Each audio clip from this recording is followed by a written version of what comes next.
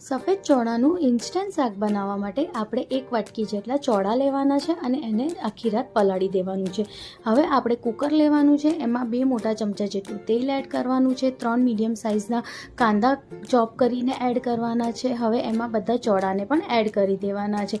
થોડીક વાર માટે એને બધાને શેકવા દેવાનું છે. જ્યારે એ સરસ શેકાઈ જાય હવે એમાં આદુ લસણ મરચાંની પેસ્ટ એડ કરવાની છે. હવે એને પણ સરસ રીતે આપણે શેકાવા દેવાનું છે. જ્યારે એ બધું શેકાઈ જાય હવે આપણે 3 ટામેટાની પ્યોરીને આમાં એડ કરવાનું છે, એ બી ક્રશ કરીને. હવે આપણે બધા મસાલાને આમાં એડ કરીશું. મીઠું, લાલ મરચું, ધનિયા પાવડર, અમચૂર પાવડર, ગરમ મસાલા અને હળદર પાવડર. હવે આપણે આમાં 1 ગ્લાસ જેટલું પાણી એડ કરવાનું છે અને બીજું 1/4 કપ જેટલું પાણી એડ કરવાનું છે.